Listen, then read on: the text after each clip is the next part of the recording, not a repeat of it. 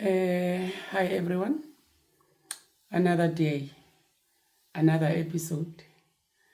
Guys, I would like to say thank you so much to all of you who has been subscribing to my YouTube channel. Guys, we've reached 150 in a very short space of time.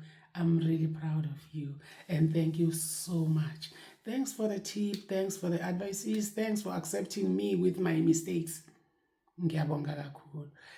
Today, guys, let's talk about the importance of communication, mostly in my industry, because it messes up everything if it's not kept accordingly. Uma ungabheka i-communication imosha yonke into kuma-relationships, work environment, everywhere, but ngizonitshela ngeyami industry because I'm here talking about acting. Guys, communication. Ithanga ngitshela. Uyabona i-communication uma ngabe okay, communication between three parties kule industry engikuyo. Production side, agent, and an actor. Right? So guys, your communication is very important. Ngizokwenzela futhi ama-example khona uzoyibona lento.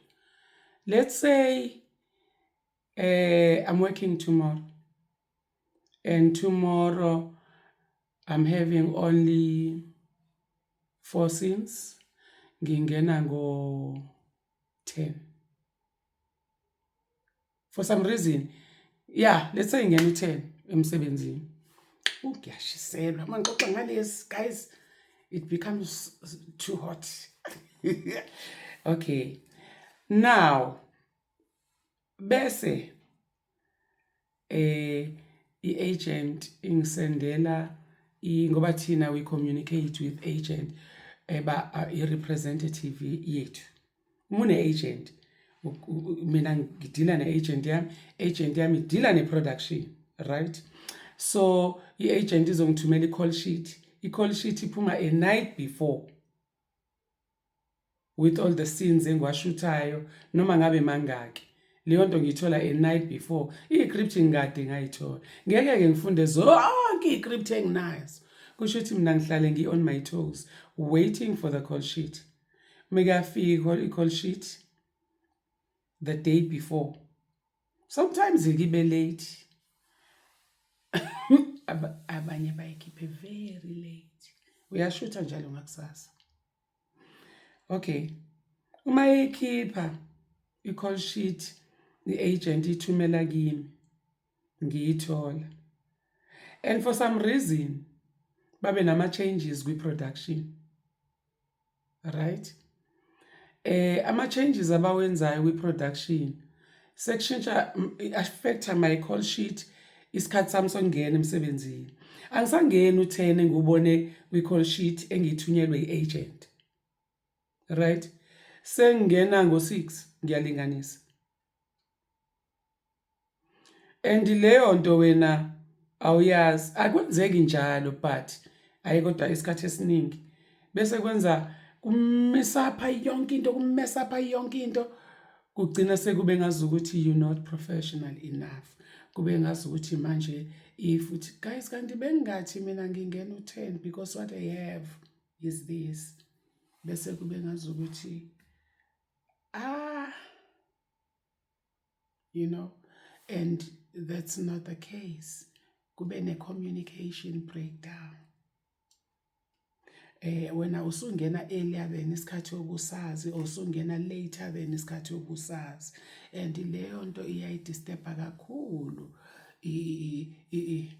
ukusebenzisana ngendlela right. Sometimes ungene ngo6 emsebenzini kanti wena uzozushuthe ngo3, right? Endapha uhleli awutshelwa umuntu lutho he kanti yinto ebinga communicatewa kahle. ungasale sewuzongena ekuseni sethi. Guys, remember, kudala sisebenza la and ufika umsebenzi wakho uwazi. We understand? Awukwazi ukungena ngo-6 uzoshutha ngo-5 ntambama. That's not fair. Because uyaphuma kwi-correct. Uhleli wenzani emsebenzini ungenzi lutho. Ngikusho kahle ayikahle. Uyabona? So engazi ukuthi kuwese uma ngabe mhlambe ingekho indawo ungahlala kuyo. Ngeke ningi-understand but it's okay. So usually emafilimini obizwa uma sekusondele like mhlambe a few hours before uzoshutha ukuthi okay ngoba nakho sishutha kanje i-setup yethu inje mhlambe i-actor sizoyibiza 2-3 hours before ishoot senzele ukuthi uma siba nama changes sithole iseduzane.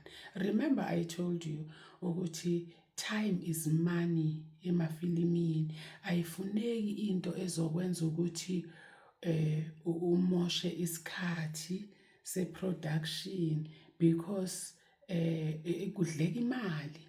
One day kuma-production ama-millions because kunabantu ababizwa ngama-call act laba ababhadalwa according to the number of days they were called in a month. So labo bantu uthola ukuthi baningi